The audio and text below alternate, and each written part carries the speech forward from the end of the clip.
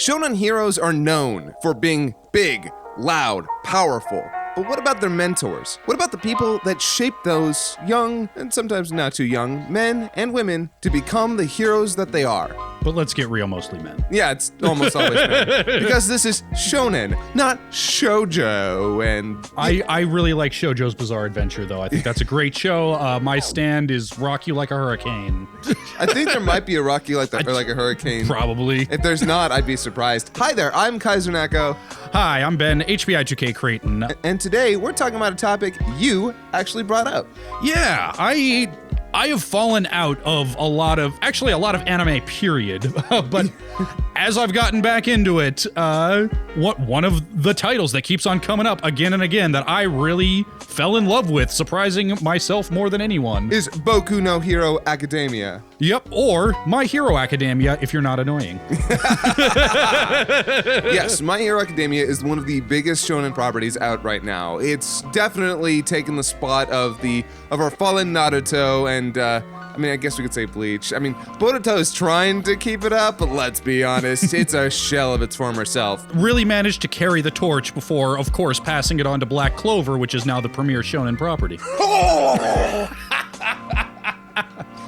But today, we're going to talk about a very special part of My Hero Academia, a part that touched you very specially. Yeah, when we first decided to make these shorter, more focused conversations, the one that sprang to my mind was I want to talk about the relationship between Deku and All Might, because that struck me as so different and so much more relatable than most of these master-student protege-mentor relationships in shonen. And when you referenced that, and when you told me that, I was wondering to myself, is it really all that different? But yeah, there are so many aspects about this particular relationship that kind of transcends almost all of its contemporaries.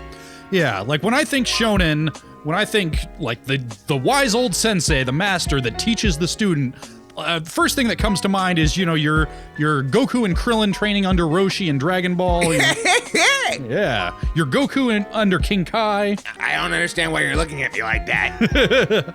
And because I'm that guy, your Naruto and Sasuke training under Kakashi. Let's be honest, that was mostly. Well, no, Sasuke actually gets his own little thing, but yeah, they had a real, like, when it comes to an actual personal relationship, because in Dragon Ball, Roshi teaches Goku lots of stuff. Like, hey, here's how you do that Kamehameha wave. Well, it's sort of funny because he doesn't actually teach him how to do the Kamehameha. Yeah. He just kind of mimics what Roshi does the first time he does it and then does it. Yeah, but you think about, teaching him the way the world works, teaching him who he is as a person, Yeah, he actually has a bit to shape him up, and mostly just kind of through running him through the paces. Yeah, and, here's the thing, Dragon Ball, at the time, was a parody of these shonen cliches, these martial arts cliches. Well, yeah, martial arts cliches. In terms of shonen cliches, it really actually kind of set a lot of those. But yeah, when it comes to the martial arts training, it is wholeheartedly a self-serious parody in a way, and it works very well. It's funny stuff, but you also see real progress with Krillin and Goku. And then when we get to King Kai, there's a little less mentordom there, and it's funny, in the manga, you barely see any of his actual training, but you can definitely see that King Kai helps shape him into be the fighter that he is as an adult. You can see him trying, but a lot of the time, Goku just doesn't listen. Like, hey, Goku, don't fight Frieza. Okay, but I'm gonna deck him in the schnoz, though. Yeah. And with Naruto and Sasuke, they learned a lot of techniques. That's a lot of technique training, as well as a little bit of, this is how you be a proper ninja. Although, honestly, when it comes to mentordom in Naruto, that's all about Jiraiya and Naruto. Yeah, when it comes to Kakashi, I think the big thing that I think about is that first appearance where he gives them their test with the bells, and the whole thing that he's trying to impart upon them is no, teamwork is everything, loyalty to your team is everything. Being able to punch guys and turn into logs is secondary. Yeah. And in that role, he's very much a teacher for these kids. But Jiraiya tries to be a real mentor to Naruto, tries to sit him down and teach him the way the world works and not just ninja training, and tries to, help him be a better person as well as a ninja. Yeah, but actually when it comes to that in Naruto, I think the best example, which is kind of weird because you do not see much of their training, they're introduced sort of as a pair, but Rock Lee and Guy, you can see in a very direct way the way that Guy's philosophy of ninjadom imprints itself on Rock Lee. Oh yeah, it's kind of fantastic in a way, because at first I swore up and down, that's Guy's kid. Yeah. That's his son. And no. Yeah, but the Deku All Might, we sort of made some notes here. Let's talk about some of the ways that they follow that model. Most obviously, Deku, he's not even Deku yet. He's Midoriya. Yeah, Izuku Midoriya. Yep.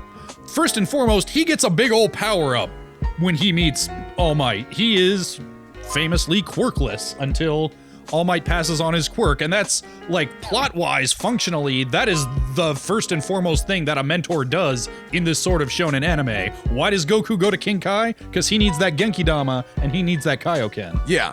It's really fascinating because, of course, Izuku, Midoriya is introduced as the biggest fanboy alive of All Might. Mm-hmm. So their introduction is kind of hilarious and kind of heartfelt. But yeah, it turns into this, a way for, again, the quirkless kid, the kid who's basically treated like dirt by a lot of his classmates and friends because he won't accept his place in the world. He gets this power up from All Might to become the next symbol of peace. And it's hard to talk too much about that without going over other points, so.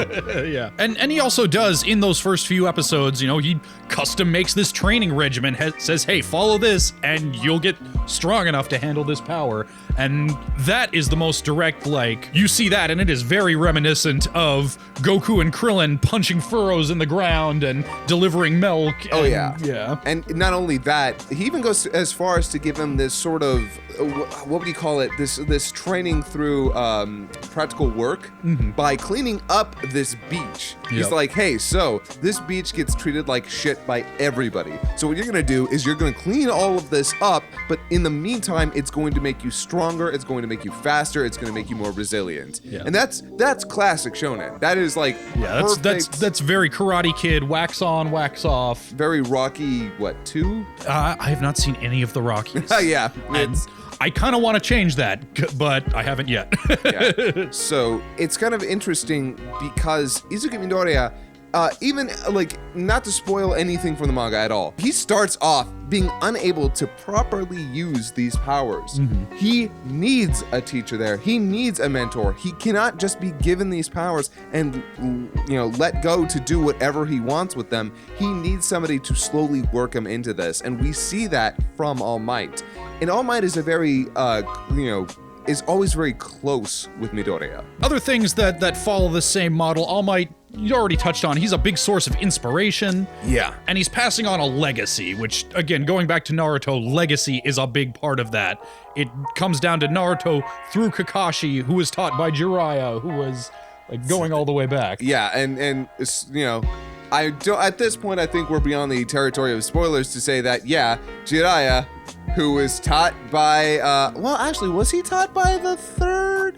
See, by that point, I had kind of checked out. But actually, I believe it's hard to place, but yeah, we see the greatest, and basically, it's stated many times, yeah, the greatest hero in all of this world is All Might. He's the strongest, he's the fastest, he's the most charismatic, he is the symbol of peace. Yep. And now it falls upon Midoriya's quirkless shoulders to take up this mantle, take up this power, and then embody that similarly. Something that All Might himself had to take from the last person who held this power. Yeah, but I think that's where it starts to diverge a little bit, because you're talking about how, in the beginning, Midoriya cannot handle this power at all. All Might is not the person who trains him to overcome that. All Might he gives a lot of broad guidance, but he doesn't teach a whole lot of technique. When it comes to teaching how do you punch stuff, he passes him off to, Gran Torino, the person who trained him, to Eraserhead, Midoriya's homeroom teacher. Yeah, the other teachers at UA. Yeah.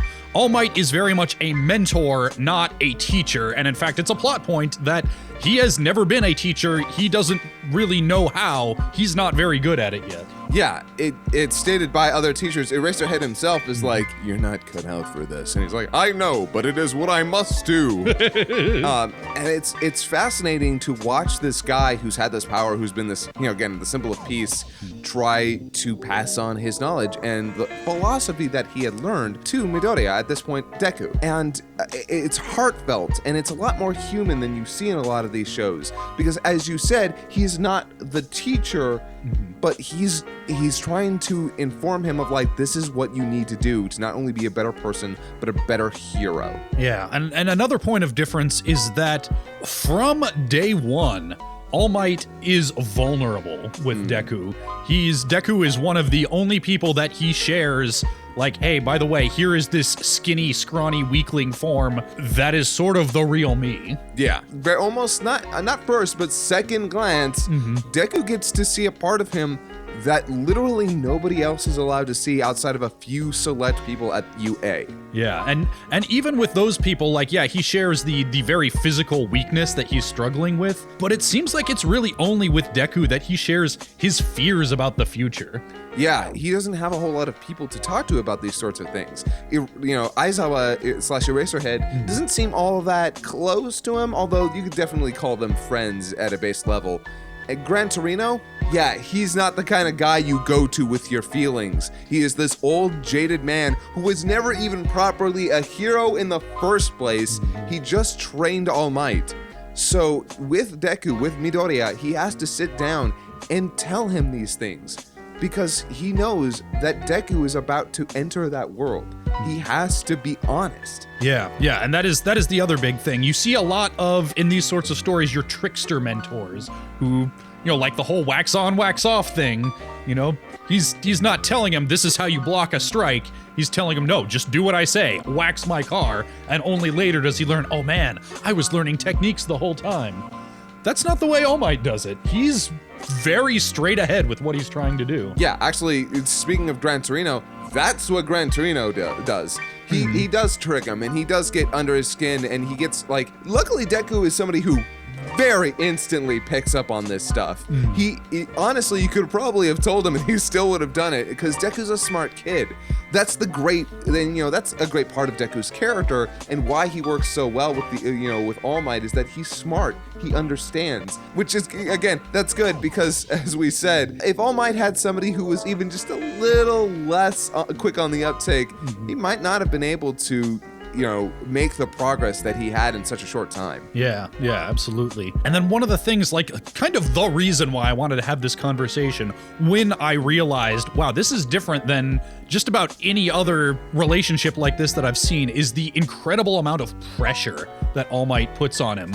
In the second season, when they're doing the sports festival, All Might tells him, I don't just want you to get by, because that's all Deku's thinking of. He's, I've got this power that I can't control. I've never had a quirk. I don't know what I'm doing. I feel like I'm doing great if I just get a passing grade, if I just do okay. And All Might says, no, that's not good enough. I want you to come in first. I want you to say to the world, hey, here I am, look at me. Yeah. He forces Deku to rise to that occasion in a way that he just would never have done on his own. And part of that comes down to All Might recognizing that not only is his time, running out, he knows that not only can he not remain a hero forever, he's most likely not going to live to see Deku become a hero. So he knows that not only is his time short, but there's also this growing sense of danger in the world. I'm not going to speak towards manga spoilers. We're only talking about what's in the anime, but there are things in the manga telling you, yeah, things are getting worse. The danger is becoming increasingly not only bigger, but more insidious. He sees that. He knows, and the less of him there is in the world, the vacuum there is going to be tremendous. So he has to push Deku. He has to tell him, yeah, guess what? You've got to be the best. Because if you're not, what's the world gonna do? Yeah, but it's I don't know, it's such a paradox almost, because on the one hand, yeah, he is putting this incredible amount of pressure on him, forcing him to rise to the occasion. On the other hand, it never feels judgmental. I can't think of a single time when All Might seemed disappointed in him, even when he doesn't quite, like, I guess it's a minor spoiler, by the way, for the second season, Deku does not come in first. Yeah, Deku, in fact, he comes close. Yeah. The fight between him and Todoroki is so close. And the fact that, and that's even emphasized by the fact that when Todoroki goes into his next match, the final match, he loses kind of due to like overexertion. But yeah, he doesn't come in first, but he did his best. That's all that All Might wants from him, is to give it his all, because he knows that any less will not be good enough. Yeah. I don't know. I feel like I might be starting to repeat points here, which might tell us that it's close to time to wrap up. But the comparison, going outside of Shonen for a second, the comparison that came to mind was Harry Potter and Dumbledore. Yeah? Like, very much that same style of storytelling. Like, Harry Potter's sort of an anime by way of the British school days tradition of literature. Comparing these characters to Harry Potter characters? What is this, Twitter? But no, you're absolutely right. I wouldn't have thought about that had you not said it. But yeah, absolutely. But the difference there is that Dumbledore keeps secrets. Dumbledore very consciously does not put pressure on Harry because he doesn't feel he's ready. He does not communicate the stakes, and without going too far into spoilers for a 10-year-old series of books now, but does not fully communicate the extent of the sacrifice that will be demanded of Harry. All Might is right up front from the beginning. If you're gonna train under me, if I'm gonna pass on this power, it's because I believe that you are capable of becoming my successor. And I think the reason behind that is that he sees the dedication behind Deku's eyes. He knows that fanboy, like him being a fanboy of All Might, isn't, oh, I just think you're really cool. He is obsessed with the idea that All Might represents. He's a fan of him because he sees that he's the hero that he wants to become. And that's the difference. It's not just, oh, I just want to be a great hero and I want to be cool like you. I want to be the hero that makes people smile in times of stress or dismay or tragedy. I want to be the guy who protects not one person, not 10 people, all the people. I want to be the great protector. Yeah, and All Might talks about his smile being a way of tricking his fear, a way of using it as a shield. And I think that is something that Deku sees the facade, and seeing what's behind that facade doesn't come across as a betrayal, but just as one more thing to live up to know that, yeah, okay, it's okay that I feel fear, it's okay that I don't feel good enough. Yeah, in a way, how human and how vulnerable All Might is to Midoriya is only a way for Midoriya to tell himself, I can do this. I can be that guy. So. Yeah, you can feel like you're not good enough and do it anyway. Yeah, that's what I found so inspiring in a way that I never expected in, for me, a brand new show in 2017, now 2018. A shonen of all things. Yeah, I would have told you that shonen was dead. It's been done better in the past. Get it out of here. Show me something new. And no, this brought it back for me in a real way. And I think this relationship is kind of at the core of that. It felt human and relatable in a way that shonen really hasn't for me in the past. Yeah, and I think that's rung true for many people, because as we said, My Hero Academia, it's a huge series, incredibly popular, and it's so hard to understand at first glance.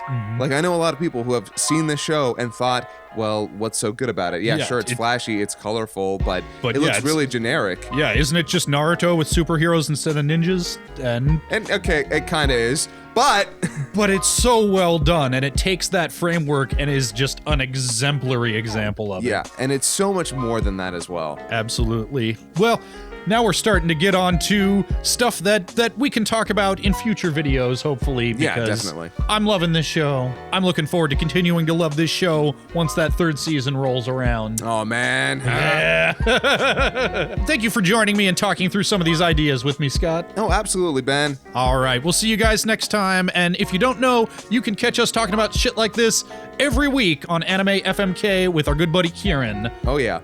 Yep, so that's our That's our show. Nope, we're cutting this part out. Later. That last part was a better part to end on.